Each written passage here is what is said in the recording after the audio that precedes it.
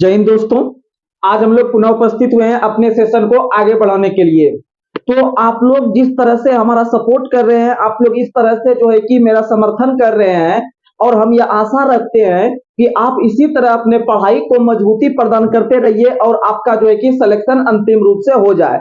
तो आज जिस तरह से आप लोग को पता है कि आरपीएफ एसआई और आरपीएफ कांस्टेबल का वैकेंसी आ चुका है और आज से फॉर्म भराना चालू भी हो गया है। तो आप लोग जितने भी छात्र 10 और 12 पास हैं और ऑनर्स पास हैं, आप लोग आराम से जो है कि फॉर्म को डाल सकते हैं और अपने पढ़ाई को जो है कि सुनिश्चित करके एक सीट को प्राप्त कर सकते हैं। तो बिना कोई समय गवाए आप लोगों के बीच हम लोग अपने कंटेंट को मैदान में उतार रहे हैं। तो आप लोग जो है कि इस कंटेंट को अपने अपने आत्मज्ञान में लेने का प्रयास कीजिएगा, और जिस तरह से आप लोग तैयारी कर रहे हैं इसी तरह से आप लगातार बनकर तैयारी करते रहिएगा। चलिए आज हम अपने सेशन को शुरुआत कर रहे हैं करंट अफेयर से। तो करंट अफेयर्स में आज का पहला सवाल आप लोग को बताना है, सूर्य किरण युद्धाभ्यास जो है वह किन दो देश के बीच है? तो सूर्य किरण जो है वह भारत और नेपाल के बीच है। सूर्य किरण का संयुक्त सेनाभ्यास भारत और नेपाल के बीच होता है, याद रखिएगा। और नेपाल को आप लोग को पता है कि भारत और नेपाल के बीच आप लोग को पता है कि हाल ही में काला पानी विवाद देखने के लिए मिला है। अगर क्वेश्चन पूछे काला पानी विवाद जो है यह किन दो देश के बीच मिला है, तो याद रखिएगा यह भारत और नेपाल के बीच मिला है काला पानी विवाद। और आप लोग को बता दें कि नेपाल का संविधान 2015 में लागू हुआ था और नेपाल विश्व का एकमात्र हिंदू राष्ट्र है। आप लोग याद रखने का प्रयास कीजिएगा। और नेपाल की राजधानी काठमांडू है, काठमांडू में ही पशुपतिनाथ का मंदिर है, और काठमांडू जो है वह बागमती नदी के किनारे है। आप लोग याद रखने का प्रयास कीजिएगा। आगे बढ़ते हैं। अगला क्वेश्चन आप लोग को बताना है, वज्र प्रहार संयुक्त सेनाभ्यास किन दो देश के बीच है? तो याद रखिएगा वज्र प्रहार संयुक्त सेनाभ्यास जो है, वज्र प्रहार संयुक्त सेनाभ्यास जो है वह आपका भारत और अमेरिका के बीच है। वज्र प्रहार संयुक्त सेनाभ्यास भारत और अमेरिका के बीच है, याद रखने का प्रयास कीजिएगा। अगर हम बात करते हैं अमेरिका का, तो अमेरिका की राजधानी जो है वह वाशिंगटन डीसी है। अमेरिका की राजधानी वाशिंगटन डीसी है, और वाशिंगटन डीसी जो है वह आपका पोटोमैक नदी के किनारे है, याद रखिएगा। अगला क्वेश्चन आप लोग को बताना है, बोंगो सागर संयुक्त सेनाभ्यास। तो याद रखिएगा बोंगो सागर संयुक्त सेनाभ्यास जो है भारत और नेपाल के बीच है। बोंगो सागर भारत नेपाल के बीच है। संप्रति संयुक्त सेनाभ्यास भारत और नेपाल के बीच है। अगर पूछे मैत्री संयुक्त सेनाभ्यास, तो यह भारत और नेपाल भारत और बांग्लादेश के बीच है। भारत और बांग्लादेश के बीच है, यानी बोंगो सागर हो गया, संप्रति हो गया, और आपका जो है कि मैत्री हो गया। यह तीनों जो है वह भारत और बांग्लादेश के बीच है, याद रखिएगा। और भारत और बांग्लादेश के बीच जो है कि तीस्ता जल विवाद चलता है, याद रखिएगा। और तीस्ता जो है वह ब्रह्मपुत्र की सहायक नदी है। आगे बढ़ते हैं। अगला क्वेश्चन आप लोग को बताना है, मित्र शक्ति संयुक्त सेनाभ्यास किन दो देश के बीच है? तो मित्र शक्ति संयुक्त सेनाभ्यास जो है वह आपका भारत और श्रीलंका के बीच है। मित्र शक्ति संयुक्त सेनाभ्यास भारत और श्रीलंका के बीच स्थित है, और श्रीलंका की नया राजधानी जो बना है वह आपका श्री जयवर्धने कोटे बना है, याद रखने का प्रयास कीजिएगा। आगे बढ़ते हैं। अगला क्वेश्चन बताना है, काजिंद संयुक्त सेनाभ्यास। Kazind Bharat Kazakhstan, Kazind Kazakhstan, Kazind Kazakhstan, Kazind Kazakhstan. अगला क्वेश्चन आप लोग को बताना है, हरिमो शक्ति संयुक्त सेनाभ्यास। देखिएगा हरिमो में मो आ रहा है, यानी मलेशिया। हरिमो शक्ति मलेशिया, हरिमो शक्ति मलेशिया। और मलेशिया की राजधानी कुआलालंपुर है। मलेशिया की राजधानी कहां है? कुआलालंपुर है। और अगला क्वेश्चन आप लोग को बताना है कि वरुण संयुक्त सेनाभ्यास। तो याद रखिएगा वरुण संयुक्त सेनाभ्यास जो है वह आपका किसके किसके बीच है? तो भारत और फ्रांस के बीच है। वरुण संयुक्त सेनाभ्यास भारत और फ्रांस के बीच है, और फ्रांस की राजधानी पेरिस है, और पेरिस सीन नदी के किनारे है। और पेरिस को या फ्रांस को सूरा और सुंदरियों के देश के रूप में भी जानते हैं। और आप लोग को बता दें कि फ्रांस को किसानों के देश के नाम से भी जानते हैं। तो ये सब क्वेश्चन याद रखने का प्रयास कीजिएगा। अगला क्वेश्चन आप लोग को बताना है कि सिम्बेक संयुक्त सेनाभ्यास। सिम्बेक सिंगापुर, सिम्बेक सिंगापुर, सिम्बेक सिंगापुर। इसी तरह से एक आता है सिलिनेक्स, SLINEX। तो यह सिलिनेक्स से श्रीलंका, याद रखिएगा। सिलिनेक्स से श्रीलंका, सिम्बेक से सिंगापुर, सिम्बेक से सिंगापुर, और सिलिनेक्स से याद रखिएगा आपका श्रीलंका। और श्रीलंका के बीच आपको एक और बताइए, मित्र शक्ति। मित्र शक्ति संयुक्त सेनाभ्यास भारत और श्रीलंका के बीच है। अगला क्वेश्चन आप लोग को बताना है, जायद तलवार संयुक्त सेनाभ्यास। तो जायद तलवार संयुक्त सेनाभ्यास जो है वह भारत और यूएई के बीच है। जायद तलवार संयुक्त सेना अभ्यास भारत और यूएई के बीच है, आप लोग याद रखने का प्रयास कीजिएगा। अगला क्वेश्चन आप लोग को बताना है, मलाबार संयुक्त सेना अभ्यास किन दो देश के बीच होता है या किसके किसके बीच होता है? तो मलाबार संयुक्त सेना अभ्यास जो है, देखिएगा मलाबार में 4 अक्षर है और वो जो होता है 4 देशों के बीच होता है, और यह 4 देश जो है यह क्वाड समूह का देश है, जिसमें से भारत आता है, जापान आता है, अमेरिका आता है और ऑस्ट्रेलिया आता है। ऑस्ट्रेलिया, अमेरिका, भारत, जापान, ये 4 देश क्वाड में आते हैं और इसी देश के बीच जो है कि मलाबार संयुक्त सेना अभ्यास आता है। और भारत के अंदर में जो मलाबार तट है वह केरल में है। कहाँ में है? केरल में है। और मलाबार तट के पास ही आपका मोपला विद्रोह 1921 में हुआ था, याद रखने का प्रयास कीजिएगा, जो कि केरल में स्थित है। अगला क्वेश्चन आप लोग को बताना है, जीमैक्स संयुक्त सेना अभ्यास किन दो देश के बीच है? तो जीमैक्स संयुक्त सेना अभ्यास भारत और जापान के बीच है। तो जे से जीमैक्स याद रखिएगा, जे से जीमैक्स यानी भारत और जापान के बीच जीमैक्स होता है। सिन्यू मैत्री भी जो होता है भारत जापान के बीच, और एक और याद रखिएगा, सिन्यू मैत्री हो गया, और फिर आपका भी बताए जीमैक्स हो गया, ये सब जापान के बीच होता है, याद रखने का प्रयास कीजिएगा। और धर्म गार्जियन भी होता है जब भारत जापान के बीच, धर्म गार्जियन भी होता है भारत जापान के बीच, याद रखने का प्रयास कीजिएगा। अगला क्वेश्चन आप लोग को बताना है, अगला क्वेश्चन बताइए कि एक्वेरिन संयुक्त सेना अभ्यास, एक्वेरिन संयुक्त सेना अभ्यास भारत मालदीव के बीच, दो को याद रखिएगा ए से, एक्वेरिन और एकता, एक्वेरिन और एकता दोनों जो है मालदीव के बीच है। एक्वेरिन और एकता ने कहते हैं कि एक था माल, यानी कि एक था माल, यानी कि एक था करके बोलिएगा तो वो हो जाएगा मालदीव, और एक्वेरिन करके भी याद रखिएगा मालदीव। और मालदीव की राजधानी माले है, मालदीव की राजधानी माले है, याद रखने का प्रयास कीजिएगा। अगला क्वेश्चन, अगला क्वेश्चन आप लोग को बताना है, अगला क्वेश्चन आप लोग बताइए, समुद्र शक्ति संयुक्त सेना अभ्यास किसके किसके बीच है? तो समुद्र शक्ति जो है वह भारत इंडोनेशिया के बीच है। समुद्र शक्ति संयुक्त सेना अभ्यास जो है वह भारत और इंडोनेशिया के बीच है, और इंडोनेशिया की राजधानी जकार्ता है, और जकार्ता का पहले नाम जो था बटाविया था। क्या नाम था? बटाविया था, याद रखने का प्रयास कीजिएगा। अगला क्वेश्चन आप लोग को बताना है, अल मोहम्मद अल हिंदी, अल मोहम्मद अल हिंदी संयुक्त सेना अभ्यास जो है वह भारत और सऊदी अरब के बीच है। अल हिंदी अल मोहम्मद संयुक्त सेना अभ्यास भारत और सऊदी अरब के बीच है, याद रखने का प्रयास कीजिए। तो अगला सवाल आप लोग बताइएगा कि एक्वेरिन और एकता, तो ए से याद रखिएगा एक था, यानी एक था माल, याद रखिएगा एक था माल, यानी एक था, और एक्वेरिन जो है दोनों मालदीव में है, दोनों मालदीव में है, और मालदीव की राजधानी माले है, याद रखने का प्रयास कीजिएगा। अगला क्वेश्चन आप लोग बताइएगा कि अजय वारियर संयुक्त सेना अभ्यास किसके किसके बीच है? तो अजय वारियर संयुक्त सेना अभ्यास भारत और ब्रिटेन के बीच है, भारत और ब्रिटेन के बीच है। और आप लोग को पता होगा कि कुछ दिन पहले जो आपका फिलिस्तीन और इजराइल के बीच जो युद्ध चल रहा था, उसमें भारत के तरफ से सेना ने जो वहां पर अभियान चलाया था उसका नाम था ऑपरेशन अजय। क्या नाम था? ऑपरेशन अजय नाम था, याद रखने का प्रयास कीजिएगा। अगला क्वेश्चन आप लोग बताइएगा, सिलीनेक्स संयुक्त सेना अभ्यास, तो सिलीनेक्स से श्रीलंका मारेंगे। क्या मारेंगे? श्रीलंका, यानी श्रीलंका और भारत के बीच हो गया सिलीनेक्स। लेकिन सिम्बेक्स पूछेगा तो सिम्बेक्स याद रखिएगा सिंगापुर, सिम्बेक्स सिंगापुर, और सिलीनेक्स श्रीलंका, सिलीनेक्स श्रीलंका, और मित्र शक्ति भी मारिएगा श्रीलंका, मित्र शक्ति मारिएगा श्रीलंका, और हरिमो शक्ति मारिएगा मलेशिया, क्योंकि आपको बताए हरिमो में मो आ रहा है, मो से मलेशिया मारिएगा, और मलेशिया की राजधानी कुआलालंपुर है, याद रखिएगा। और जितना हम राजधानी बोलते हैं, ये राजधानी और जो मुद्रा होता है वह बिहार एसएससी के एग्जाम में बहुत ही महत्वपूर्ण होता है, तो आप लोग याद रखने का प्रयास कीजिएगा। अगला सवाल, अगला सवाल आप लोग बताइएगा कि कोकन संयुक्त सेना अभ्यास भारत और ब्रिटेन, कोकन भारत और ब्रिटेन, और आप लोग को पता है कि ब्रिटेन ने भारत को लगभग 200 वर्षों तक कोका के रखा, यानी कि उसको दबा के रखा, यानी उसको कोका दिया, यानी भारत को कोका दिया 200 सालों तक ब्रिटेन ने, यानी भारत कोकन मारना है ब्रिटेन, और तब जाके हम लोग उस पर अजय और विजय प्राप्त किए। इसीलिए बोलेगा कि अजय वॉरियर्स भारत और ब्रिटेन, अजय वॉरियर्स बोलेगा तो भारत और ब्रिटेन। और फिलिस्तीन और जो है कि आपका इजराइल के बीच जो है कि जो युद्ध चल रहा था, भारत ने आपका ऑपरेशन अजय चलाया था, याद रखिएगा। अगला क्वेश्चन आप लोग को बताना है कि बोल्ड कुरुक्षेत्र संयुक्त सेना अभ्यास किन दो देश के बीच है?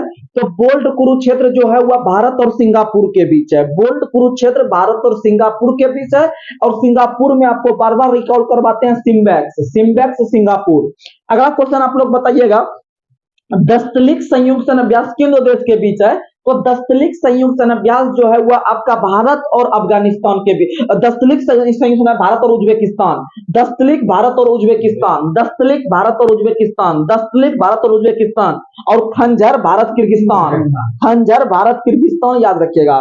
अगला सवाल आप लोग बताइएगा, साइक्लोन फर्स्ट संयुक्त सेना अभ्यास भारत और मिस्र, क्योंकि आपको हम पिछले सेशन में भी बताए थे कि मिस्र जो है वह नील नदी के किनारे है और वहां पर जो है कि साइक्लोन आने का काम करता है। तो याद रखिएगा, भारत और मिस्र के बीच साइक्लोन, और मिस्र की राजधानी है कायरा, और नील नदी के किनारे विश्व का सबसे बड़ा शहर जो बसा हुआ है वह कायरा है, और नील नदी की देन के रूप में भी मिस्र को जानते हैं।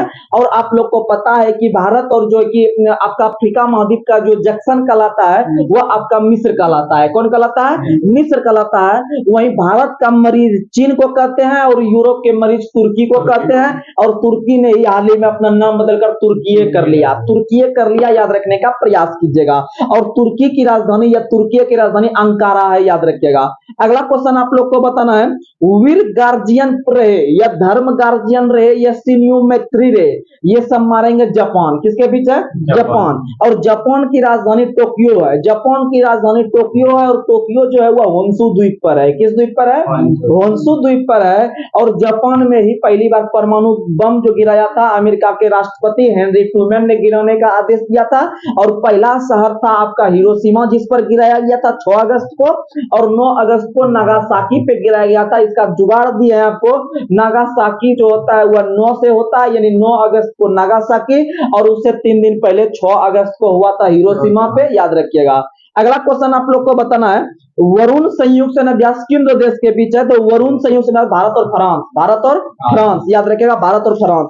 अगला क्वेश्चन आप लोग को बताना है, बोनालू तैयार किसके किसके बीच है? बोनालू तैयार जो है वह किस राज्य में? तो हैदराबाद में या तेलंगाना में। बोनालू तैयार रहे, यानी बोसे बोनालू बोसे बतखुम्मा, दोनों तेलंगाना में है। दोनों कहां है? तेलंगाना में। और भारत का पहला 3D मंदिर जो बना है तेलंगाना में, और भारत का पहला 3D जो आपका शहर बना है वो अहमदाबाद शहर बना है, और भारत का पहला 3D डाकघर जो बना है वह बेंगलोर में बना है। कहां बना है? बेंगलोर में बना है, जहां पर इसरो का मुख्यालय है। अगला क्वेश्चन आप लोग को बताना है, एंथुरियम महोत्सव जो किया गया आयोजन हुआ किस राज्य में? तो एंथुरियम में मो आ रहा है, यानी मिजोरम। एंथुरियम में मिजोरम, एंथुरियम मिजोरम।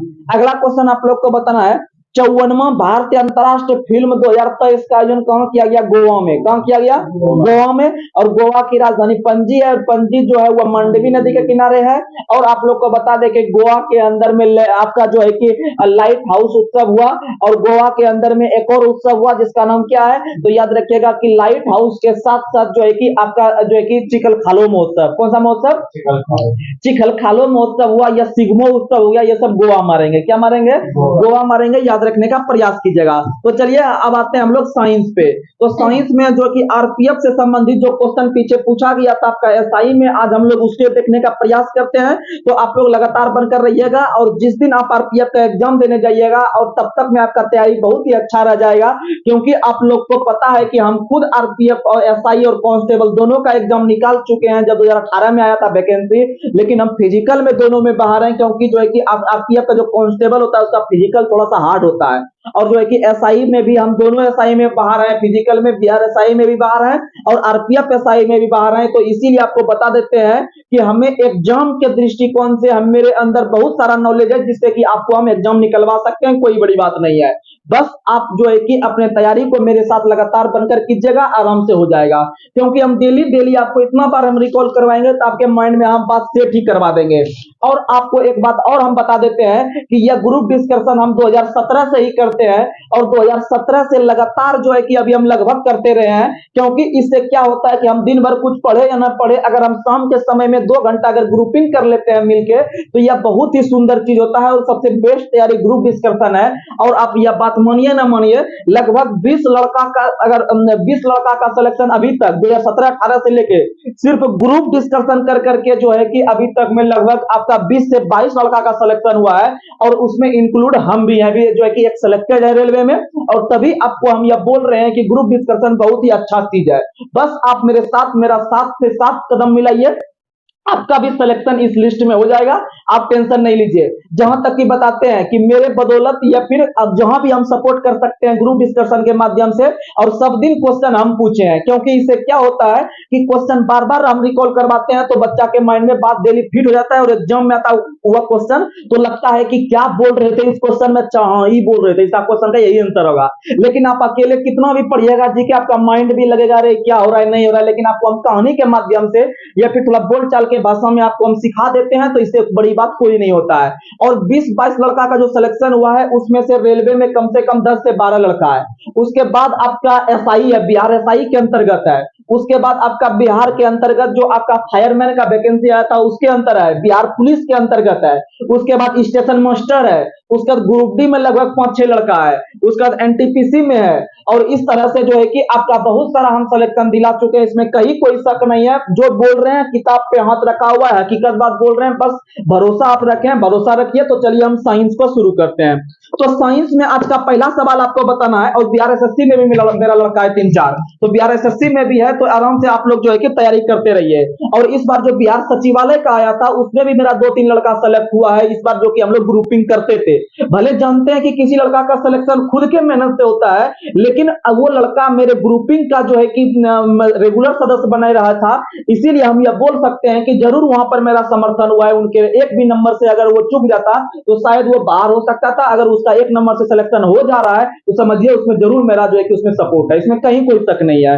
भले हम अभी बड़े चैनल पे नहीं है तो आदमी लोग को लग रहा है कि ये क्या है नहीं है, लेकिन एक सिलेक्टेड आदमी बोल रहे हैं, इसीलिए आप मेरा बात मानिए। आप मेरे छोटे भाई हैं, आपको सिलेक्शन हम पक्का दिलाएंगे। चलिए आगे बढ़ते हैं। आप लोग को बताना है आयोडीन की कमी से हमारे किस ग्रंथि में सूजन आ जाती है। तो याद रखें, थायराइड ग्रंथि में, थोराइड ग्रंथि में सूजन आ जाती है, क्योंकि अगर हम आयोडीन की मात्रा को कम कर दे तो हमारे शरीर के अंदर गला में जहां से हम लोग आवाज निकालते हैं उस पर देखते होंगे कि बहुत सारे आदमी को यहाँ पर थोड़ा ऊंचा ऐसा जो है कि बन जाता है, मांस बढ़ जाता है। यानी कि घेंघा बीमारी रहे या गलगंड बीमारी रहे या ग्वाइटर बीमारी रहे, ये तीनों बीमारी एक ही का नाम है। और याद रखिएगा यह थायराइड ग्रंथि को प्रभावित करता है, अर्थात गले को प्रभावित करता है। और थायराइड ग्रंथि जो है वह थायरॉक्सिन नाम का हार्मोन का स्राव करता है। याद रखिए, बहुत मस्त क्वेश्चन। थायराइड ग्रंथि थायरॉक्सिन नाम के ग्रंथि हार्मोन का स्राव करती है। वहीं आप लोग को बता दे कि आयोडीन रक्त अल्पता दिवस भी होता है। आयोडीन रक्त अल्पता दिवस जो हम लोग मनाते हैं 21 अक्टूबर को मनाते हैं। कब मनाते हैं? 21 अक्टूबर को मनाते हैं। और 16 अक्टूबर को हम लोग जो है कि विश्व खाद्य दिवस मनाते हैं। विश्व खाद्य दिवस 16 अक्टूबर को मनाते हैं। और साथ ही साथ जो है कि बहुत आदमी खाना नहीं खाता है अच्छा से, इसका मतलब उसको एलर्जी है खाना से, इसका मतलब एलर्जी दिवस भी मनाते हैं 16 अक्टूबर को। विश्व खाद्य दिवस भी मनाते हैं 16 अक्टूबर को, क्योंकि 16 अक्टूबर 1945 को FAO यानी विश्व खाद्य कार्यक्रम या फिर विश्व एग्रीकल्चर ऑर्गेनाइजेशन का स्थापना हुआ था 1945 में, जिसका मुख्यालय रोम में है। तो ये सब याद रखिएगा। आगे बढ़ते हैं। अगला क्वेश्चन बताना है कि कोशिका के ऊर्जा की इकाई क्या है। तो कोशिका के ऊर्जा की इकाई ATP है। क्या है? ATP है। याद रखने का प्रयास कीजिएगा।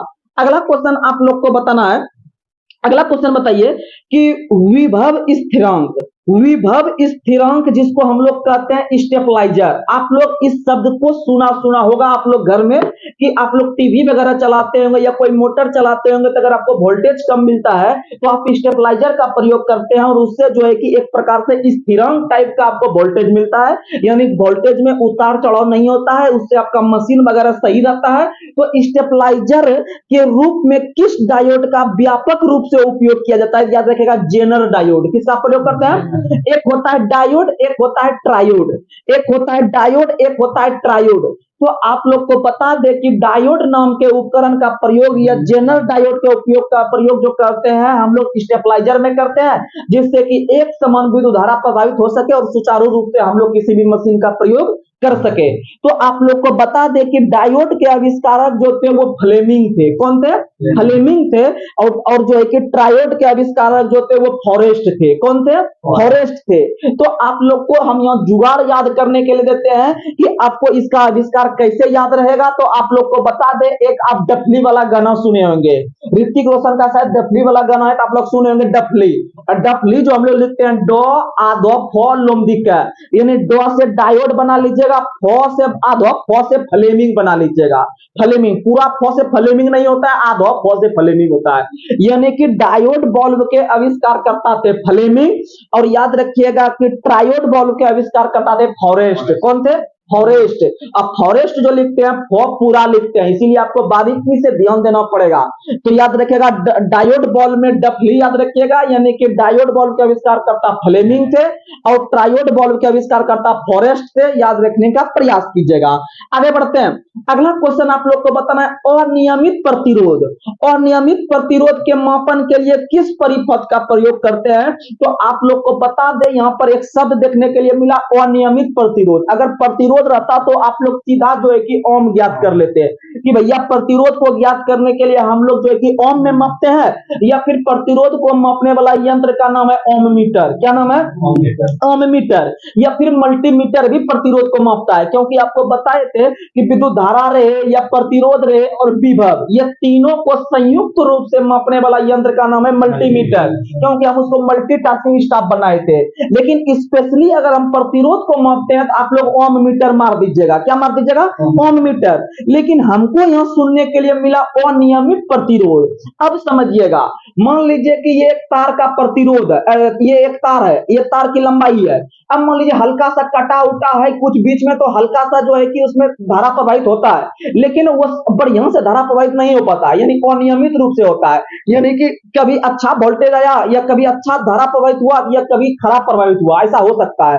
तो ये अनियमित प्रतिरोध के हमको जो है कि दर्शा रहा है, यानी नियमित रूप से प्रतिरोध नहीं कर रहा है और नियमित रूप से कर रहा है, यानी कभी कभी इसको पूरा ब्रेक कर देता है, कभी कभी धारा को जाने देता है। तो इसका मतलब हम इसको कहते हैं अनियमित प्रतिरोध। तो अनियमित प्रतिरोध को मापने के लिए ओम मीटर का प्रयोग नहीं करते हैं, ना ही हम लोग मल्टीमीटर का प्रयोग करते हैं। तो भैया किसका करते हैं? तो आप लोग को बता दे कि ये जो प्रयोग करते हैं हम लोग व्हीटस्टोन ब्रिज का प्रयोग करते हैं। व्हीटस्टोन ब्रिज का प्रयोग करते हैं अनियमित प्रतिरोध को मापने के लिए, याद रखिएगा। और प्रतिरोध का जो एसआई मात्रक होता है वह ओम होता है। प्रतिरोध का एसआई मात्रक ओम होता है। और आप लोग को पता है कि ओम्स लॉ जो होता है वह होता है V बराबर आई आर। V बराबर आई आर। V बराबर आई आर। याद रखने का प्रयास कीजिएगा। अगला क्वेश्चन आप लोग को बताना है, हमारे शरीर का कौन सा अंग, हमारे शरीर का कौन सा अंग आयन को नियंत्रित कर रक्त को प्लाज्मा अत्यधिक अम्ल व क्षारीय होने से बचाता है? अब सुनिएगा क्वेश्चन, कहने का मतलब यह है कि हमारे शरीर का कौन सा अंग जो है वह रक्त को छानने से संबंधित कार्य करती है? तो मारिएगा वृक्क या किडनी। वृक्क या किडनी।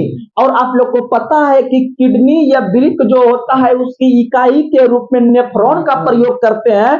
और नेफ्रॉन या फिर आपका वृक्क का जो अध्ययन कहलाता है वह नेफ्रोलॉजी कहलाता है। याद रखने का प्रयास कीजिएगा।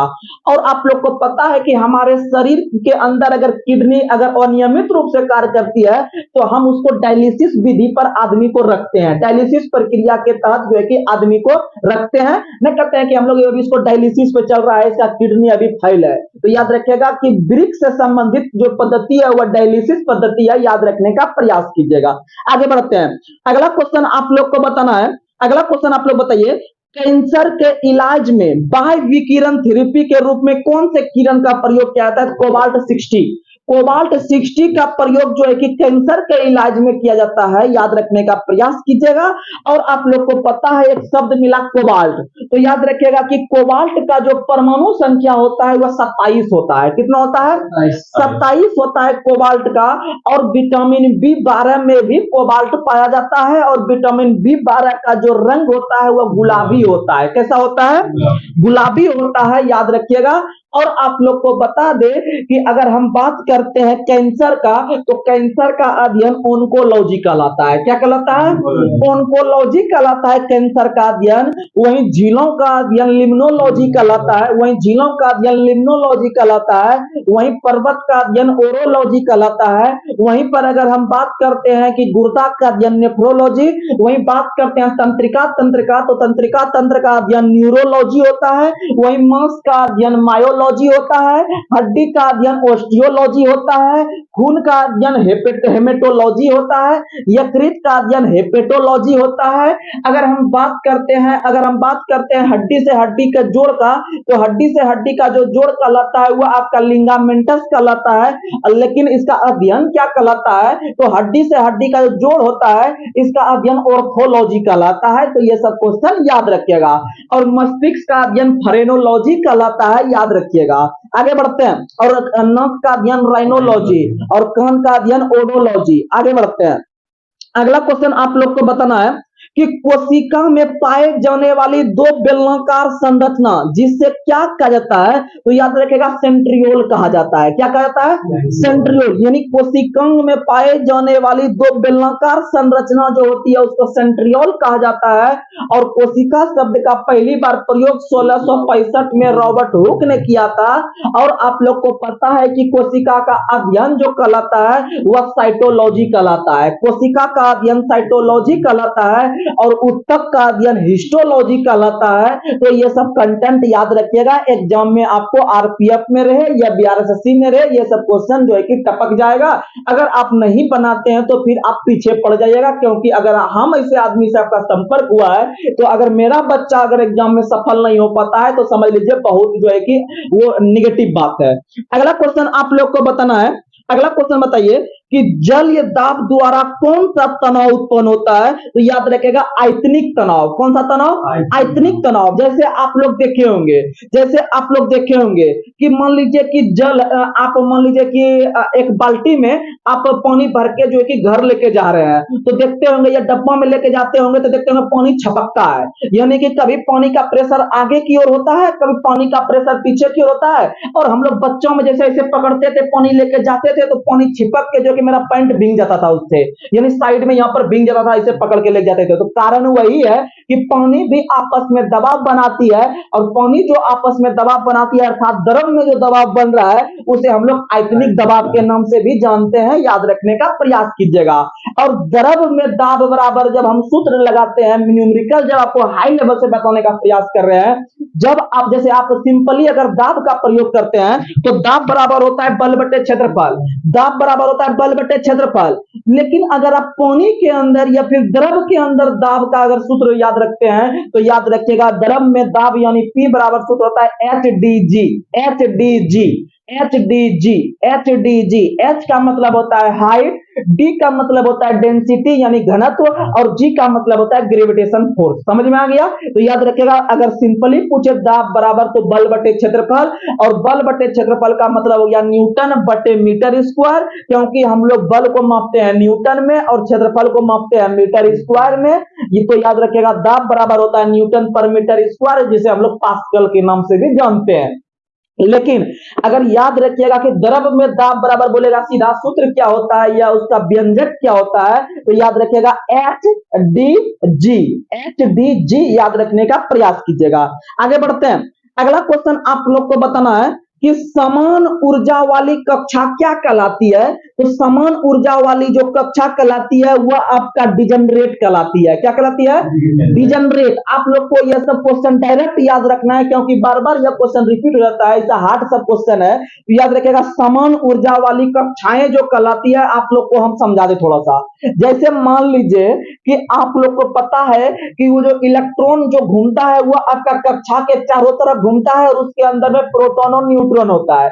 इसका मतलब बाहर के तरफ जो कक्षा में घूमती है इलेक्ट्रॉन अपने समान कक्षा में, तो याद रखिएगा कि उसी से संबंधित जो ऊर्जा जो खपत होती है उसे डिजनरेट कहा जाता है। क्या कहा जाता है? डिजनरेट कहा जाता है। याद रखने का प्रयास कीजिएगा। और इलेक्ट्रॉन के जो खोजकर्ता थे वो जे थॉमसन थे, और इलेक्ट्रॉन पर माइनस चार्ज रहता है। कैसा चार्ज रहता है? माइनस चार्ज रहता है। और प्रोटॉन पर प्लस रहता है। प से प्रोटॉन, प से प्लस। और न्यूट्रॉन जो रहता है वो न्यूट्रल रहता जाता है। इसका मतलब याद रखेगा, प्रोटॉन का खोजकर्ता पूछेगा तो गोल्डस्टीन मारेंगे, और न्यूट्रॉन का खोजकर्ता पूछेगा तो याद रखेगा चैडविक मारेंगे। क्या मारेंगे? चैडविक मारेंगे, याद रखने का प्रयास कीजिएगा। और इलेक्ट्रॉन के एंटी कण है पॉजिट्रॉन, इलेक्ट्रॉन का एंटी कण है पॉजिट्रॉन, और पॉजिट्रॉन का खोज एंडरसन ने किया है। किसने किया है? एंडरसन ने किया है। और आप लोग को बता दे, एक और मौलिक कण होता है न्यूट्रिनो, न्यूट्रिनो के खोजकर्ता पॉली है। न्यूट्रिनो के खोजकर्ता कौन है? पॉली है। और पॉली ने एक नियम भी दिया है साइंस के क्षेत्र में, जिसका नाम है अपवर्जन का नियम। अपवर्जन का नियम पॉली ने दिया है। तो यह सब क्वेश्चन याद रखने का प्रयास कीजिएगा। अगर आपसे क्वेश्चन पूछे कि परमाणु के नाभिक का खोज किसने किया? रदरफोर्ड ने। परमाणु के नाभिक का खोज रदरफोर्ड ने किया है। और परमाणु के नाभिक से 3 प्रकार की किरण निकलती है, अल्फा किरण, बीटा किरण, गामा किरण। अल्फा किरण जो रहती है वह प्लस में रहती है। किसमें रहती है? क्योंकि अल्फा नाम का जो ऑटो आती है, देखते होंगे कि पूरा उस पर 4 गो आदमी बैठा, अब पूरा ड्राइवर पिकअप दिया, यानी कि सब ऑटो को पीछे कर दिया। अल्फा वाला ऑटो एकदम आवाजों नहीं करता है, सट सट भागता है। तो इसका मतलब याद रखिएगा कि वह अपने दूरी को हमेशा प्लस में रखता है। कौन रखता है? तो अल्फा रखता है। यानी अल्फा किरण पर चार्ज जो होता है, यानी आवेश जो होता है, वह प्लस होता है। कैसा होता है? प्लस। यानी अल्फा पर प्लस हो गया। और बीटा जो होता है, बीटा मतलब बेटा समझना है। और बेटा देखते होंगे कि आजकल अगर आप अपने बेटा पे ध्यान नहीं दीजिएगा तो वह माइनस में चल जाता है। किसमें चल जाता है? माइनस में। नहीं कहते हैं कि इसमें कितना खर्चा कर रहे हैं फिर भी सब चीज माइनस में जा रहा है, इसमें कुछ प्लस दिख ही नहीं रहा है। इसका मतलब याद रखिएगा, बेटा यानी कि बीटा अब पे माइनस चार्ज रहता है। कैसा चार्ज रहता है? और गामा किरण जो रहता है वह बेचारा हमेशा गम में रहता है, यानी उसको कोई प्रभाव नहीं क्या हो रहा है, नहीं हो रहा है, कौन माइनस प्लस हो रहा है, यानी वो गम में रहता है। किसमें रहता है? गम में रहता है। समझिएगा, वो न्यूट्रल रहता है। कैसा रहता है? न्यूट्रल अर्थात आवेशहीन रहता है, आवेशहीन रहता है। आगे बढ़ते हैं। और तीनों की उत्पत्ति परमाणु के नाभिक से होती है। तीनों की उत्पत्ति कहां से होती है? परमाणु के नाभिक से। अगला क्वेश्चन आप लोग को बताना है। अगला क्वेश्चन आप लोग बताइए कि यूरिक अम्ल के ठोस कणों के जमाव के कारण, यूरिक अम्ल जो होता है वह अधिकतर पक्षी से भी निकलता है, और थोड़ा बहुत मात्रा में आपके मानव के मूत्र से भी निकलता है। थोड़ा बहुत मात्रा में लगभग 1 से 2%, आपका 2% लगभग यूरिक अम्ल मनुष्य के शरीर से निकलता है या मूत्र के माध्यम से बाहर निकलता है। लेकिन अधिकतर यूरिक अम्ल का जो स्राव करता है वो पक्षी वर्ग के लोग करते हैं। ठीक है, पक्षी वर्ग के लोग करते हैं। तो एक क्वेश्चन है कि यूरिक अम्ल के ठोस कण के जमा होने के कारण जोड़ों में जो सूजन आ जाती है उसे क्या कहा जाता है? तो याद रखिएगा, वात रक्त कहा जाता है। वात रक्त कहा जाता है, या उसी को हम लोग गाउट कहते हैं। क्या कहते हैं? गाउट कहते हैं। याद रखने का प्रयास कीजिएगा। लेकिन गठिया नहीं समझिएगा। गठिया जो होता है वह लैक्टिक अम्ल के अधिकतर जमा होने से जोड़ में जो दर्द उत्पन्न होती है उसी को गठिया रोग कहते हैं। जैसे कि अधिकतर लोग जो जिम करते हैं अपने यंग एज में, लेकिन जब उसी का एज 45-50 साल होता है तो उसको गठिया बीमारी दर्द लेती है। आप लोग सुनते होंगे रेलवे स्टेशन के बगल सब में कि यहाँ पर जो है कि आपका गठिया, सिर दर्द, फलना ढकना चिलना, इस तरह से जो है कि रोग का उपचार सिर्फ 10 रुपयों में किया जाता है। आप लोग झंडू बम का यूज कीजिए। तो इस तरह से जो किया जाता है गठिया रोग के इलाज में। तो याद रखिएगा कि गठिया रोग जो है वह होता है जोड़ के दर्द में, लेकिन यूरिक अम्ल के जमा होने से गाउट नाम का रोग होता है, जिसे वात रक्त के नाम से जाना जाता है। किस नाम से? वात रक्त बीमारी के नाम से। तो आप लोग याद रखने का प्रयास कीजिएगा। चलिए अगला क्वेश्चन। अगला क्वेश्चन आप लोग को बताना है कि किस ग्रह को सांध्य तारा के नाम से जाना जाता है? तो सांझ का तारा रहे, या भोर का तारा रहे, या पृथ्वी की बहन रहे, या फिर आपका रोमन के देवता रहे, ये सब क्वेश्चन जब आएगा तो मारेंगे शुक्र। क्या मारेंगे? शुक्र। याद रखने का प्रयास कीजिएगा।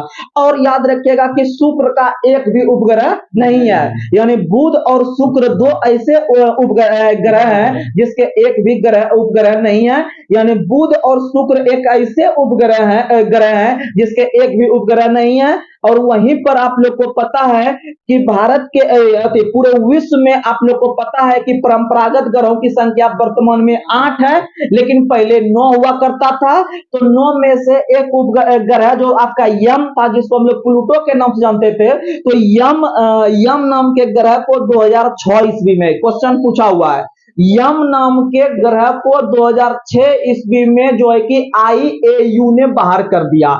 आईएयू यानी कि इंटरनेशनल एस्ट्रोनॉमिकल यूनियन जो है, अर्थात अर्थात याद रखिएगा कि खगोल संघ जो है, यानी अंतरराष्ट्रीय खगोल संघ, यानी इंटरनेशनल इंटरनेशनल एस्ट्रोनॉमिकल यूनियन यानी आईएयू ने 2006 में यम को ग्रह की श्रेणी से बाहर निकाल दिया और उसको जो है कि बौने ग्रह की श्रेणी में डाल दिया, क्योंकि वो जो चक्कर जो लगाते थे वो दूसरे के कक्षा में घुस जाते थे, इसका पथ जो था अच्छा नहीं था चलने वाला रास्ता, इसीलिए उसको जो है कि ग्रह की श्रेणी से निकाल दिया। और ग्रह का दर्जा हम उसी ग्रह को दे सकते हैं जो कि अपने वृत्ताकार पथ पर आसानी से चक्कर लगाए बिना किसी को डिस्टर्ब किए।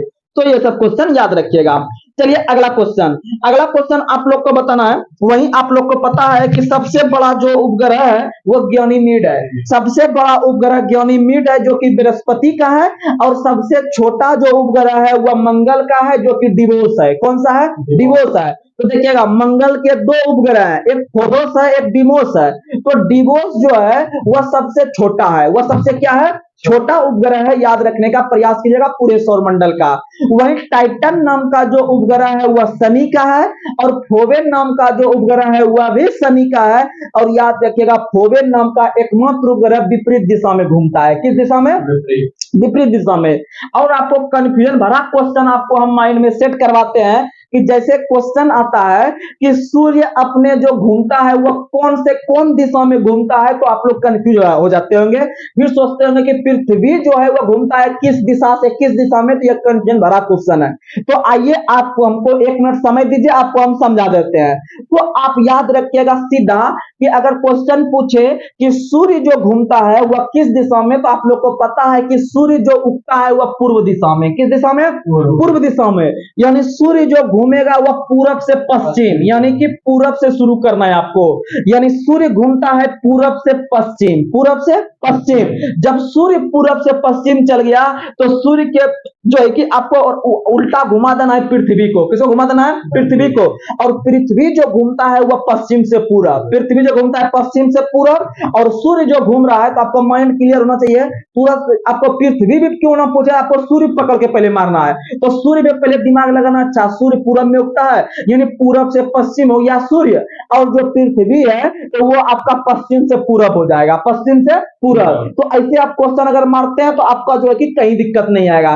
वहीं इससे संबंधित 4 गो डेट आता है जो कि एग्जाम में बच्चा कंफ्यूज करता है, तो हम उसको भी आपको जुगाड़ से सेटिंग करवा देते हैं। तो आप लोग को बता दे, एक क्वेश्चन पूछता है कि पृथ्वी पर जो सबसे बड़ा दिन होता है वह कब कब होता है, वह कब कब होता है। तो आप लोग ध्यान से सुनने का प्रयास कीजिएगा, आपके माइंड में 100% दिमाग फिट करवा देंगे। वहीं दूसरा क्वेश्चन पूछता है कि जो होता है आपका सबसे बड़ा दिन हो गया, एक क्वेश्चन ये। और दूसरा क्वेश्चन पूछता है कि कौन से तिथि को जो है कि आपका दिन और रात बराबर होता है, कौन से तिथि को दिन और रात बराबर होता है, और किस तिथि को सबसे बड़ा दिन होता है। दोनों में अंतर है। उपसौर और अवसर भी बता देंगे, लेकिन वो जो है कि इजी क्वेश्चन है उसको और इजी हम सेट करवा देंगे दिमाग में। तो आप हमको मेरे बात को पहले समझने का प्रयास कीजिएगा। पहले हम उपसौर को खत्म कर देते हैं, इसको साइड कर देते हैं, समझिएगा। एक होता है उपसौर, एक होता है अपसौर। एक होता है उपसौर, एक होता है अपसौर। यानी कि पृथ्वी और ये जो आपका सूर्य होता है, पृथ्वी और सूर्य जब अपने नजदीक की स्थिति में होता है तो हम लोग उसको उपसौर कहते हैं, उपसौर कहते हैं, यानी कि ऊ लिखते हैं। यानी कि आप लोग देखिएगा एगो ऊ एगो ओ होता है, यही दोनों अक्षर झोल करता है।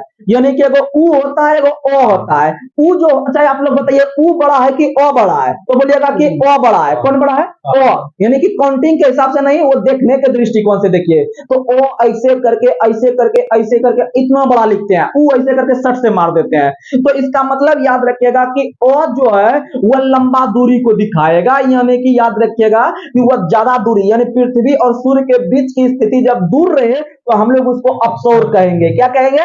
अपसौर। यानी जब दूर वाला अपसौर ले लिया, यानी बड़का बड़का को ले लिया, तो याद रखिएगा कि छोटका छोटका मिलेगा, यानी सूर्य और पृथ्वी के बीच की दूरी जब कम रहे तो हम लोग उसको उपसौर कहते हैं। क्या कहते हैं? उपसौर। और आप लोग को हम लोग जो है कि इसी जुगाड़ से आपको हम दूसरा कंटेंट भी याद करवा देते हैं कि कौन कौन तिथि को ऐसा कंडीशन देखने के लिए मिलता है। क्वेश्चन पूछता है कि उपसौर की स्थिति कब होती है या फिर अपसौर की स्थिति किस तारीख को होती है, यह फिक्स तारीख है, यह क्वेश्चन आता है। तो याद रखिएगा कि एक आता है डेट 3 जनवरी, एक आता है आपका 4 जुलाई, एक आता है 3 जनवरी, एक आता है 4 जुलाई। तो आप लोग बताइए कि जनवरी महीना पहले आता है कि आपका जो है कि जुलाई आता है। तो आप लोग बोलिएगा कि पहले यानी नजदीक में हमको जो मिल जाता है 3 जनवरी मिल जाता है। तो ठीक है भैया, आप 3 जनवरी को छोटा के साथ सेट कर लीजिए, यानी उपसौर के साथ सेट कर लीजिए। तो याद रखिएगा कि पृथ्वी और सूर्य जो एक दूसरे के नजदीक रहता है वह 3 जनवरी को होता है, अर्थात उपसौर को होता है। वही पृथ्वी और सूर्य के बीच की दूरी जो कहलाता है वो अपसौर कहलाता है। तो और ये उसको दूर वाला के पास भेज देंगे, 4 जुलाई के पास भेज देंगे। किसके पास भेजेंगे? 4 जुलाई। और आप भैया बात मानिए ना मानिए, अच्छा अच्छा लड़का या क्वेश्चन अगर पूछेगा अभी भी वो कंफ्यूज हो जाएगा, वो कंफर्म आपको सेट नहीं करवा पाएगा।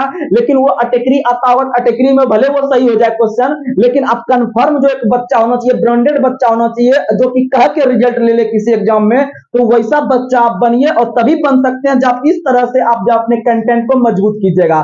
तब जब क्वेश्चन आएगा ना तो आपके माइंड में दुख दुख नहीं रहेगा, आप एकदम हाथ धर के एकदम आराम से बनाइएगा, भागेगा कौन क्वेश्चन इसको बनाने हैं। ठीक है, ये भाग ही नहीं सकता है, मेरा कॉन्सेप्ट फ्लॉप ही नहीं हो सकता है। तो आप लोग याद रखिएगा, ये हो गया उपसौर अपसौर की घटना, यानी कि दूरी क्या कहलाया और किसके किसके बीच होता है। तो ये सूर्य और पृथ्वी के बीच होता है। आप लोग को हम दूरी भी बता देते हैं। जब सूर्य और पृथ्वी एक दूसरे के बहुत नजदीक होती है, यानी उपसौर होती है, तो उस समय जो दूरी होती है दोनों के बीच वह होता है 14.72 करोड़ किलोमीटर। 14.72 किलोमीटर कम वाला हो गया। वहीं जब अधिकतम दूरी पे होता है तो वह होता है 15.21 किलोमीटर। 15.21 किलोमीटर यानी अपसौर, यानी 4 जुलाई के दिन होता है। ठीक, ये हो गया कहानी मेरा क्लियर। अब आप लोग को बता दें कि आपका होता है एक सबसे बड़ा दिन का हम बात कर लेते हैं। बड़ा दिन जो होता है वह उत्तरी गोलार्ध में होता है और दक्षिण गोलार्ध में, दोनों अलग अलग दिन होता है। तो याद रखने का प्रयास कीजिएगा। तो आप लोग को बता दें कि आप लोग योगा दिवस तो आप लोग को याद होगा 21 जून को मनाते हैं। 21 जून को योगा दिवस मनाते हैं। 2015 में नरेंद्र मोदी ने शुरू किया है मनाना, और 2024 में हम लोग जो है कि 21 जून को भी मनाएंगे। तो आप लोग को बता दे, आप लोग को बता दे कि तो नरेंद्र मोदी ने यह घोषणा करते हैं कि आप लोग को 21 जून को जिस जिस समय मिले, जिस जिस टाइम आपको फुर्सत है, यानी कि जब जब आपको समय मिलता है, मान लीजिए हम ड्यूटी करने गए 21 जून को, हम रात में आते हैं 8 बजे घर, तो हमको 8 बजे भी योग करना चाहिए, यानी उस दिन योगा दिवस है। यानी हमारे देश की शान की बात है, क्योंकि भारत सरकार ने शुरू करवाया है पूरे विश्व के लेवल पे। तो हम लोग को योग करना बहुत आवश्यक है 21 जून को, चाहे आप 11 बजे रात में समय क्यों ना मिले आपको, लेकिन आप देश के लिए एक आम नागरिक है, आपका ही देश है, तो आपका यह कर्तव्य बनता है कि आप भी कीजिए।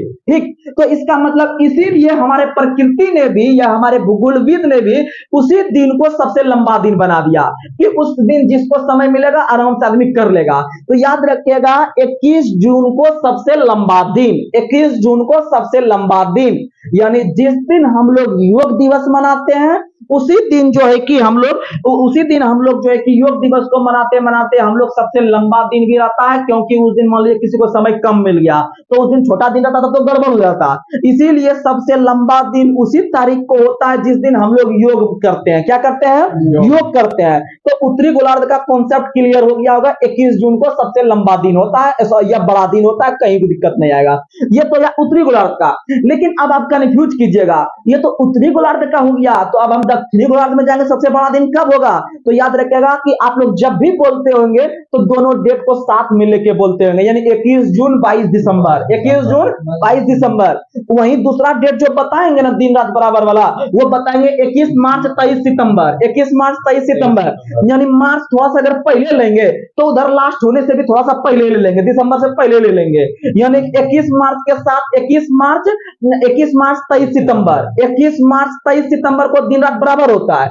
और 21 जून जब हम ले रहे हैं थोड़ा सा अंदर घुस के, छठा महीना जून ले रहे हैं तो उधर 12वां महीना दिसंबर लेंगे, समझ में आ गया? यानी 21 जून लेंगे तो उधर दिसंबर में हम चल जाएंगे 22 दिसंबर को, यानी 21 जून को उत्तरी गोलार्ध में सबसे बड़ा दिन, वहीं दक्षिणी गोलार्ध में सबसे बड़ा दिन होता है 22 दिसंबर को। Concept clear? यानी 21 जून 22 दिसंबर हो गया सबसे बड़ा दिन, और दिन रात जो बराबर होता है वह 21 मार्च 23 सितंबर, 21 मार्च 23 सितंबर। बस आप एक कॉन्सेप्ट याद रखिए ना कि सबसे बड़ा दिन जो होता है मेरा 21 जून को होता है, और इधर से आप 21 जून से वो दक्षिणी वाला निकाल लीजिएगा 22 दिसंबर, यहाँ से हो गया। और जब ये मेरा सबसे बड़ा दिन हमको मिल गया, तो दिन रात बराबर वाला मेरा ले लेगा 21 मार्च 23 सितंबर, 21 मार्च 23 सितंबर। और जब इस तरह आप जब पढ़िएगा तो आप आराम से करके आ जाइएगा, और बड़े बड़े टीचर भी सिर्फ इसको पढ़ा के निकल जाते हैं और बच्चा लिख लेता है, फिर कोर्स उसका खत्म हो जाता है और बच्चा घर लेके कॉपी आता है और पापा से बोलते हैं कि मेरा जो है कि आपका जो है कि कोर्स मेरा कंप्लीट हो गया।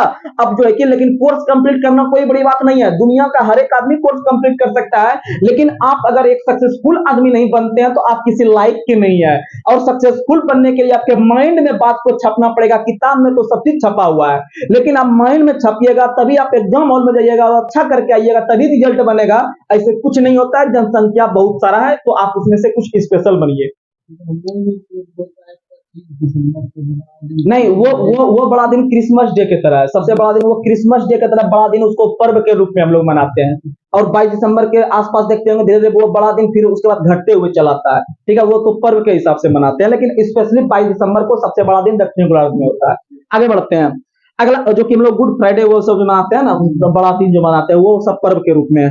अगला क्वेश्चन आप लोग को बताना है, अगला क्वेश्चन आप लोग बताइएगा, निम्न में से किसे वुड स्पिरिट के नाम से जानते हैं? निम्न में से किसे वुड स्पिरिट के नाम से जानते हैं? मेथेनॉल को किसे जानते हैं? मेथेनॉल को वुड स्पिरिट के नाम से जानते हैं, याद रखने का प्रयास कीजिएगा। और आप लोग को बता दे, लाल शैवाल के नाम से जो जानते हैं किसे? तो रोडोफिसी को। लाल शैवाल के नाम से रोडोफिसी को जानते हैं, याद रखने का प्रयास कीजिएगा। और शैवाल का अध्ययन फाइकोलॉजी कहलाता है। क्या कहलाता है? फाइकोलॉजी। क्योंकि आपको शैवाल के अध्ययन और कवक के अध्ययन में कंफ्यूज अगर कर जाते होंगे तो आपको हम जुगाड़ दिए हैं स्वाक्य फोसाफ, यानी कि शैवाल का अध्ययन फाइकोलॉजी, शैवाल का अध्ययन फाइकोलॉजी। और दिए हैं कि सांप के हो गया शैवाल का फाइकोलॉजी, तो कवक का माइकोलॉजी, कवक का माइकोलॉजी, याद रखने का प्रयास कीजिएगा। और कवक और शैवाल के बीच का जो सजीवी संबंध कहलाता है वह लाइकेन कहलाता है। क्या कहलाता है? लाइकेन कहलाता है। और सजीव और निर्जीव के बीच का जो सजीवी संबंध कहलाता है वह आपका वायरस कहलाता है। क्या कहलाता है? वायरस कहलाता है। और वायरस का अध्ययन वायरोलॉजी कहलाता है। क्या कहलाता है? वायरोलॉजी कहलाता है। अगला क्वेश्चन आप लोग बताइए, असंपीड़ित तरल की प्रभाव गति मापने के लिए किस उपकरण का प्रयोग करते हैं? तो असंपीड़ित तरल का मतलब आप लोग समझने का प्रयास कीजिएगा। जैसे मान लीजिए कि आप लोग जो है कि बड़े बड़े पुल वगैरह पे देखते होंगे कि मोटा मोटा पाइप वगैरह फिट करके नदी में पार करके ये साइड से वो साइड लेके जाता है, ठीक है, यानी कि वो नहर का निर्माण करता है। बड़े बड़े जो है कि नहर सबसे निकाल के वो खेत की सिंचाई के लिए बड़े बड़े पुल का निर्माण करते हैं, और पुल में ही मोटा मोटा पाइप फिट करके ये साइड से वो साइड तक पानी लेके जाते हैं, ठीक है। तो इसका मतलब याद रखेगा कि जब बंद पाइप में पानी का प्रवाह हो, जैसे बंद पाइप में पानी का प्रवाह हो, तो जैसे आप लोग समझिएगा, इजीली समझने का प्रयास कीजिए, आपको समझाते हैं। जैसे मान लीजिए कि आप सोडा वाटर पीते हैं, अब सोडा वाटर पीते हैं, एक ग्लास में आपको भर के दे दिया और ऊपर से उसमें एक पाइप डाल दिया। अब पाइप जो है कि आप उसमें घुसा के एकदम टानना शुरू कर दिए, एकदम पूरा दिमाग एकदम पूरा मस्ती में आ गया। और जैसे खत्म होता है, बस गया 10 रुपया, बस लगता है अरे यार और पी ले एक बार, लेकिन उतना पीना भी वो नुकसानदायक होता है, ज्यादा नहीं पीना चाहिए, ठीक है। लेकिन हम लोग क्या करते थे, शुरू में जब पीने का आदत लगा था तो 3-4 गिलास पी लेते थे, लेकिन उससे पीना बहुत नुकसानदायक है। तो आप लोग को बता दे कि आप जैसे पानी वो सोडा वाटर खींच रहे हैं पाइप के द्वारा, तो वो बंद नलिका में पानी ऊपर चढ़ रहा है, या फिर वो द्रव चढ़ रहा है जिसको आप पी रहे हैं। तो बंद नलिका में आप किस गति से उसको टान रहे हैं मुंह में, उस गति को उस पानी को गति को ज्ञात करने वाले यंत्र का नाम है वेंचुरीमीटर। क्या नाम है? वेंचुरीमीटर। या फिर अगर आपको क्वेश्चन पूछेगा कि बंद नलिका में पानी के प्रवाह की दर को ज्ञात करने वाले यंत्र का क्या नाम है, तो बोलिएगा वेंचुरीमीटर। क्या बोलिएगा? वेंचुरीमीटर। वहीं पर जैसे आप लोग को पता है कि सोडा वाटर बनाने के लिए किस गैस का प्रयोग करते हैं? CO2। किसका प्रयोग करते हैं? CO2 का प्रयोग करते हैं। और CO2 के गैस के कारण ही सोडा वाटर में पानी के अंदर बुलबुला आता है। क्या आता है? बुलबुला आता है, याद रखिएगा। और जब बुलबुला आ गया इसका मतलब गैस आ गया, तो आप लोग याद रखिएगा कि उसमें गैस भी है और द्रव भी है, यानी हम जो पी रहे हैं वो द्रव पी रहे हैं, यानी कि गैस और द्रव का मिश्रण जो होता है वह सोडा वाटर होता है। क्वेश्चन पूछता है कि सोडा वाटर जो है किस प्रकार का विलयन है, तो सोडा वाटर जो है वह आपका गैस और द्रव दोनों का सम्मिश्रण है, याद रखने का प्रयास कीजिएगा। आगे बढ़ते हैं। अगला क्वेश्चन आप लोग को बताना है, नींबू में कौन सा अम्ल प्राकृतिक रूप से मौजूद होता है, तो नींबू में सिट्रिक अम्ल, नींबू में कौन सा सिट्रिक अम्ल है, इमली में टाट्रिक, इमली में टाट्रिक, टमाटर में ऑक्जेलिक, टमाटर में ऑक्जेलिक। अगर आपसे क्वेश्चन और हम बता देते हैं आपको, अगर आपसे क्वेश्चन पूछे दही में तो लैक्टिक, दूध में लैक्टिक, गेहूं में ग्लूमेटिक, अगर आप गेहूं में ग्लूमेटिक, सिरका में एसिटिक, सिरका में एसिटिक, और एसिटिक अम्ल का सूत्र याद रखिएगा, पूछता है एग्जाम में CH3, CH3 COOH, CH3 COOH। अगर पूछे पेट में कौन सी अम्ल होती है, तो HCl होता है। कौन सा होता है? HCl अम्ल होता है, या हाइड्रोक्लोरिक अम्ल होता है, उसी को जैविक अम्ल के नाम से भी जानते हैं, और HCl को म्यूरिटिक अम्ल के नाम से भी जानते हैं, याद रखने का प्रयास कीजिएगा। और याद रखिएगा, नींबू पे हम चर्चा कर रहे थे, तो और आपको बता देते हैं कि घास में बेंजोइक अम्ल होता है, घास में क्या होता है? बेंजोइक, और टमाटर में ऑक्जेलिक, और उसके साथ साथ ऑक्जेलिक जो मिलता है वो आपका पालक के पत्ते में, पालक के पत्ते में ऑक्जेलिक। लेकिन आप लोग को बता दे कि एक क्वेश्चन आता है आपका कि मुंह का पीएच मान कितना से कम होने पर मुंह का क्षरण शुरू हो जाता है, तो याद रखेगा 5.5, यानी मुंह रहेगा तो 5.5, क्योंकि मुंह में ऊपर में 5 दांत याद रखिएगा, नीचे भी 5, क्योंकि बराबर बराबर होता है जब भी दांत होता है। तो याद रखिएगा कि 5.5 से जब मुंह का पीएच मान कम हो जाता है, जब मुंह का क्षरण शुरू हो जाता है, वहीं 5.6 से जब अम्ल वर्षा का पीएच मान कम होता है तो हम उसको अम्ल वर्षा कहते हैं। और अम्ल वर्षा कराने के लिए जो है कि वायु प्रदूषण सहायक होता है, क्योंकि वायु प्रदूषण में दो गैस बहुत महत्वपूर्ण है, जिसका नाम है SO2 और NO2। SO2 और NO2 की अधिकता से ही अम्ल वर्षा होती है। और अम्ल वर्षा की गणना या फिर अम्ल वर्षा का खोज जो पहली बार किया था वह फोरियर नाम के व्यक्ति ने किया था। किसने किया था? फोरियर नाम के व्यक्ति ने किया था। और अम्ल वर्षा सबसे पहले स्वीडन में हुआ था 1972 में, लेकिन सबसे अधिक अम्ल वर्षा नॉर्वे में होती है, और नॉर्वे की राजधानी ओस्लो है, और ओस्लो से ही शांति का नोबेल पुरस्कार प्रत्येक वर्ष दिया जाता है। और 2023 में जो शांति का नोबेल पुरस्कार दिया गया वह नरगिस मोहम्मदी को दिया गया, जिसका संबंध ईरान से था, और ईरान के महिलाओं के हो रहे शोषण से बचाने के लिए नोबेल पुरस्कार शांति के क्षेत्र में दिया गया। आगे बढ़ते हैं। अगला क्वेश्चन आप लोग को बताना है, हाइड्रोजन से नाइट्रोजन की अभिक्रिया कराकर अमोनिया गैस प्राप्त करने की विधि क्या कहलाती है, तो वह हाइबर विधि कहलाती है, हाइबर विधि। तो याद रखिएगा, अमोनिया गैस को बनाते हैं हाइबर विधि के द्वारा। किस विधि के द्वारा? हाइबर विधि के द्वारा। और क्लोरीन गैस को बनाते हैं डिकन विधि के द्वारा, क्लोरीन गैस को बनाते हैं डिकन विधि के द्वारा। और आप लोग को पता है अमोनिया गैस को बनाते हैं हाइबर विधि के द्वारा। और अमोनिया का जो खोज किया था वह प्रिस्टले ने किया था। किसने किया था? प्रिस्टले ने किया था, याद रखिएगा। और ऑक्सीजन का खोज भी प्रिस्टले ने किया है। अगला क्वेश्चन आप लोग को बताना है, पृथ्वी की त्रिज्या कितनी है, तो पृथ्वी की त्रिज्या 6.37 गुना 10 पे पावर 6 मीटर, 6.37 गुना 10 पे पावर 6 मीटर आपका पृथ्वी की त्रिज्या है, याद रखिएगा। अगला क्वेश्चन आप लोग को बताना है, और पृथ्वी का घनत्व अगर पूछे तो 5.5 ग्राम पर सेंटीमीटर क्यूब होता है। पृथ्वी का घनत्व पूछे तो 5.5 ग्राम पर सेंटीमीटर क्यूब होता है, याद रखने का प्रयास कीजिएगा। और सबसे कम घनत्व जो होता है किस ग्रह का, तो याद रखिएगा सबसे कम घनत्व शनि का होता है। किसका होता है? शनि का। इसीलिए क्वेश्चन यहां से बनता है कि कौन से ग्रह को जल पे रखने पर तैरने लगता है, तो याद रखिएगा जिसका कम घनत्व रहेगा वही तैरने लगेगा, तो याद रखिएगा शनि। क्या रखेगा? शनि। और सबसे अधिक घनत्व जो होता है वह होता है किसका? शुक्र का। किसका होता है?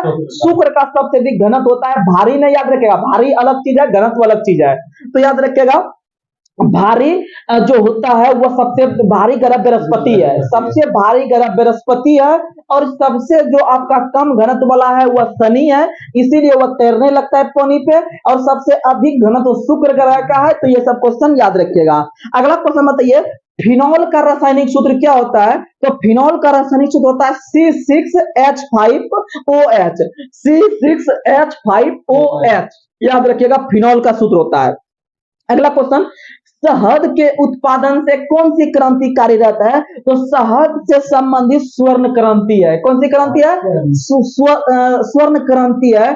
और आप लोग को बता दें कि सुनहरी क्रांति का संबंध फल उत्पादन से है। सुनहरी क्रांति का संबंध फल उत्पादन के साथ साथ बागवानी से भी संबंधित है सुनहरी क्रांति, क्योंकि बागवान जाइएगा या आप लोग बारी वगैरह जाते होंगे जहाँ पर गाछ वृक्ष वगैरह लगा हुआ रहता है, तो आपका मौसम जो है कि बहुत सुनहरा लगता होगा देखने में। तो सुनहरी क्रांति बागवानी से, और बागवान में ही आप लोग फल तोड़ते हैं, यानी कि फल क्रांति रहे या बागवानी क्रांति रहे, मारेंगे सुनहरी। क्या मारेंगे? सुनहरी क्रांति मारेंगे। और स्वर्ण क्रांति का संबंध शहद से है, और शहद का जो मीठा रंग होता है वह फ्रुक्टोज के कारण, किसके कारण होता है? फ्रुक्टोज के कारण, याद रखने का प्रयास कीजिएगा। और दूध का जो मीठा रंग होता है ग्लूकोज, किसके कारण? लैक्टोज के कारण। दूध का मीठा रंग लैक्टोज के कारण, क्योंकि बच्चों में दूध जो हम लोग पीते थे वह लैक्टोजेनिक अम्ल को हम लोग को पिलाया जाता था, यानी लैक्टोजन पिलाया जाता था मार्केट से जो मिलता था। तो याद रखिएगा दूध में जो है कि आपका लैक्टोजेनिक अम्ल होता है, याद रखने का क्या कहते हैं उसको अभी, हाँ लैक्टोज। दूध का जो मीठा स्वाद होता है वो लैक्टोज से होता है, और फल का मीठा स्वाद फ्रुक्टोज से होता है। किससे होता है?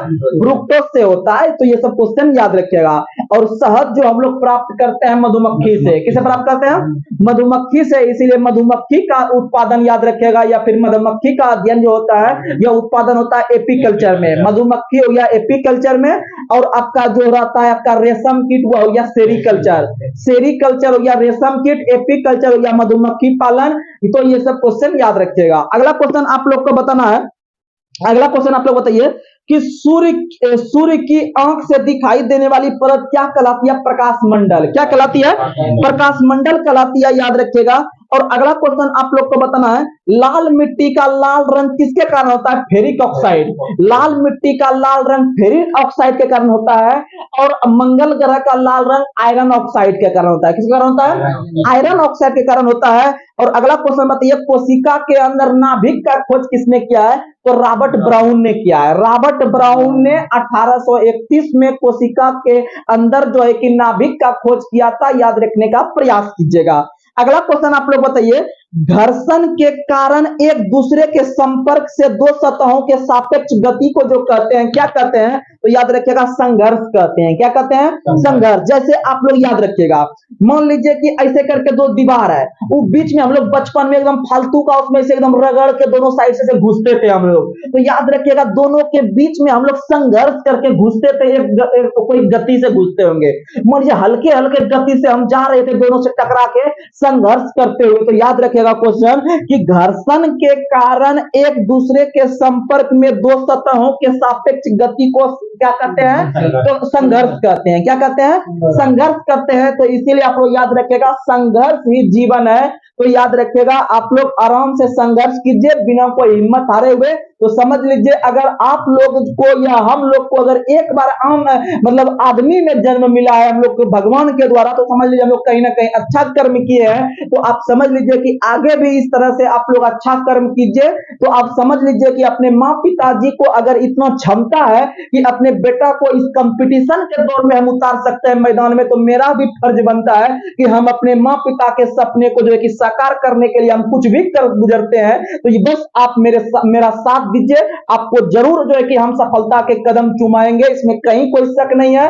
और वह दिन ला देंगे कि हम भी एक बड़े चैनल पे नजर आएंगे, और जो है कि हर बच्चा के लिए जो गरीब अवस्था है, हम मेरे अंदर भी उतना क्षमता भगवान करे कि हमें दे दे कि जिससे आप लोग को यह पता चल जाएगा कि हम लोग जो है कि सपोर्ट करके अपने भाई को या भैया को कहां तक पहुंचा दिए। और हम जो आप लोग के लिए मेहनत कर रहे हैं, समझ लीजिए बहुत ही वाकई में बहुत ही अच्छा सराहनीय कार्य है। क्योंकि फ्री में मान लीजिए कि यह वीडियो आपको मिल रहा है, लेकिन जब आप बहुत अच्छा पैसा देके बहुत 2,000 5,000 10,000 देके बड़े कोचिंग में आप एडमिशन लेते होंगे, लेकिन आपको ये 1-1.5 घंटा के अंदर इतना निचोड़ आपको नहीं मिलता होगा। क्योंकि हम भी एक इंसान है, आप भी एक इंसान है, हम भी बिहार के हर कोचिंग में जो है कि हम जाके पढ़े हुए हैं और देखे हुए हैं, और खुद का हम क्लास चलाए हुए हैं, जो कि मात्र 4 महीना के अंदर बताते हैं।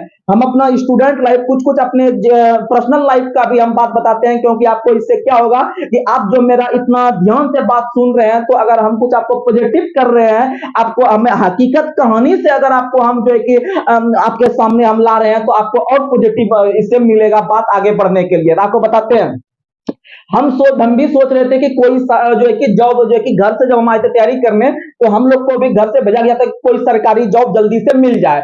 तो याद रखिएगा कि हम तैयारी करने के मैदान में उतर गए, और ऐसा कोई एग्जाम नहीं है जिसका हम रिजल्ट नहीं बनाए हैं। हम बीपीएससी का मेंस तक कवर किए हुए हैं, सचिवालय भी एग्जाम निकला हुआ है, जैसा कि आप लोग को पता है, तो बार बार हम एक ही बात नहीं बताएंगे। लेकिन आप लोग को बता दे कि कभी मेरा मन हुआ कि हम जो है कि कोचिंग खोले, मेरा पढ़ाने का मन हुआ, तो हम पढ़ाने जब उतरे, अपना क्लास खोले और घर से 1 रुपया नहीं लिए, और हम भागलपुर के अंदर में हम क्लास खोले, और क्लास में जो है कि इतना अच्छा से हम बच्चे को समझाते थे और पढ़ाते थे कि वह बच्चा इतना सपोर्ट करके मात्र 200 प्लस बच्चा हो गया सिर्फ 4 महीना में। 4 महीना के अंदर 200 प्लस बच्चा हो गया। लेकिन उस दरम्यान में जो कि घर का स्थिति भी उतना सही नहीं था, क्योंकि घर से हमको भेजा गया था जो है कि पढ़ाई करके कोई जॉब ले ले जल्दी से, तो बस उसी के लिए जो है कि घर से प्रेशर आ गया कि अगर जॉब हो गया है तो रेलवे में चल जाइए। लेकिन मेरा जाने का मन नहीं था, क्योंकि मेरा कोचिंग बहुत ही अच्छा चल गया था और बहुत ही अच्छे तरीके से हम समझाते थे, और बच्चा भी हमसे बहुत सारा जो है कि सपोर्ट करते थे कि आप लोग मत जाइए। लेकिन उसका कुछ मजबूरी था जो कि हम आ गए। लेकिन आप लोग इस तरह से अभी सपोर्ट कर रहे हैं तो वह दिन दूर नहीं है, आप टेंशन नहीं लीजिए, बस आप सपोर्ट कीजिए, और वो जैसे ही हम लोग आगे बढ़ेंगे तो कोई जॉब वगैरह कुछ नहीं है, लेकिन हम मेहनत करके आपके लिए हम बहुत कुछ करेंगे। बस आप लोग से हम विनती करते हैं कि आप लोग अधिक से अधिक रिजल्ट देने का प्रयास कीजिए, और आपको जो ये फ्री में कंटेंट मिल रहा है, और हम भी यह देखते हैं कि ऐसा कंटेंट कहीं नहीं मिलता है। और जितना हम क्वेश्चन अगर हम इतना से पूछते हैं यहाँ से, जितना हम बताते हैं ना, अगर कोई बच्चा हकीकत बताते हैं, अगर कोई बच्चा जो अच्छा से मेरा कवर कर ले क्वेश्चन, तो उसको दिक्कत नहीं आएगा, किसी भी एग्जाम में दिक्कत नहीं आएगा, यह गारंटी है। क्योंकि हमको पता है कि एग्जाम में कैसा क्वेश्चन पूछता है, नहीं पूछता है, क्योंकि हम कोई टीचर नहीं है। लेकिन हाँ, इतना हम जरूर है कि आपको हम सफलता दिला सकते हैं। तो समझ सकते हैं कि बस आप मेरा साथ दीजिए, आपको सफलता से ही मतलब है, सफलता अवश्य मिलेगा। तो चलिए हम अपने साइंस के सेशन को कुछ देर में हम समाप्त करेंगे, तो चलिए 2-4 क्वेश्चन और ले लेते हैं। तो अगला क्वेश्चन आप लोग को बताना है, क्षय रोग और टीबी रोग जो होता है किसके द्वारा, बैक्टीरिया से। क्षय रोग रहे या टीबी रोग रहे या यह क्षमा रोग रहे, ये तीनों रोग एक ही रोग है, ये तीनों एक ही रोग है, और तीनों जीवाणु से होता है। किससे होता है? जीवाणु से होता है। और आप लोग को बता दें कि प्रत्येक वर्ष जो टीबी दिवस मनाते हैं 24 मार्च को, प्रत्येक वर्ष टीबी दिवस 24 मार्च को मनाते हैं। आप लोग याद रखने का प्रयास कीजिएगा। आगे बढ़ते हैं, अगला क्वेश्चन आप लोग को बताना है। अगला क्वेश्चन आप लोग बताइए कि कौन सा हवा धूल और धूरी के कारण प्रकाश के फैलाव की घटना को उजागर करता है, तो टिंडल प्रभाव। कौन सा प्रभाव?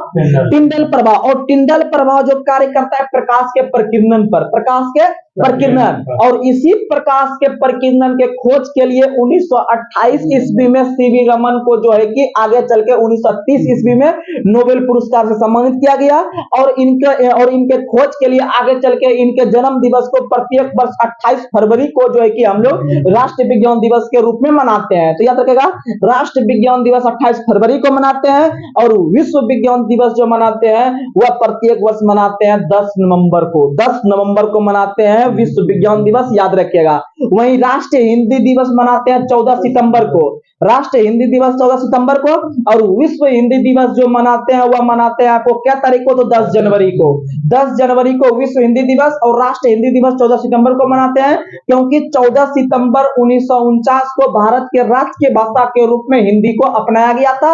और 1953 में जो है कि यह प्रत्येक वर्ष जो है कि हिंदी दिवस के रूप में 14 सितंबर से मनाना शुरू कर दिए। तो आज का सेशन आप लोग को कैसा लगा, साइंस और करंट अफेयर्स का सेशन? तो आप लोग जरूर जो है कि आप लोग कमेंट बॉक्स में बताइएगा, और जो भी आप लोग के पास कमी लगे इस वीडियो में, तो आप लोग जो है कि कमेंट बॉक्स में हम जरूर दूर करने का प्रयास करेंगे। तो हम सुबह कमेंट देख रहे थे, बहुत बच्चे कमेंट कर रहे थे कि स्पीडी का चलाइए और लूसेंट सीरीज चलाइए। तो फिलहाल हम लूसेंट का स्पीडी धीरे धीरे ये लूसेंट का बीबी धीरे धीरे खत्म कर रहे हैं, और उसको खत्म होते होते मेरा जो है कि आपका महेश बर्नवाल के अंदर आपका मेरा जो है कि मॉडर्न हिस्ट्री खत्म हो जाएगा। तो हम लूसेंट सीरीज को जो है कि बहुत अच्छी तरीका से कवर करवाएंगे, आप टेंशन नहीं लीजिए।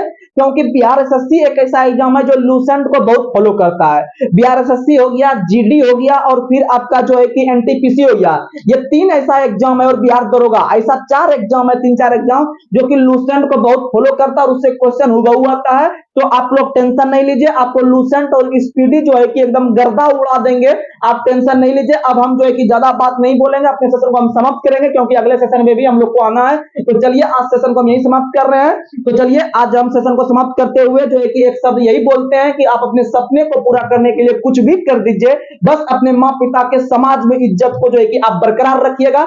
जिस तरह से आपको अभी पढ़ा रहे हैं, तो वो किसी को बोलते होंगे जाके कि मेरा बेटा अभी तैयारी कर रहा है सरकारी एग्जाम का, अगर आप 2 साल के बाद अगर आप बढ़िया से नहीं पढ़िएगा, तो 2 साल के बाद जब आप बुढ़िया बिस्तर समेट के घर आइएगा, तो आप समझ सकते हैं कि आपके ऊपर और क्या गुजरेगा, और आपके माता पिता के ऊपर क्या गुजरेगा। आपके ऊपर तो जो गुजरेगा गुजरबे करेगा, लेकिन आपके ऊपर जितना गुजरेगा माता के ऊपर, उसके 10 गुना भार या फिर 10 गुना जो डाउन हो जाएगा, जो है कि इज्जत समाज में आपके माँ पिताजी का हो जाएगा। हकीकत यही है, जमीनी स्तर का बात बोलेंगे, क्योंकि आपसे हम अभी 1 रुपया ना तो ले रहे हैं ना आपको हम दे रहे हैं, लेकिन अगर आपके बड़े भाई के रूप में यूट्यूब एक माध्यम है शिक्षा देने का भी आपके पास, तो हम दे रहे हैं। तो इसी के लिए समझिए कि आप बहुत बड़ा बात बोल रहे हैं। तो चलिए आज सेशन को हम समाप्त कर रहे हैं। जय हिंद, जय भारत।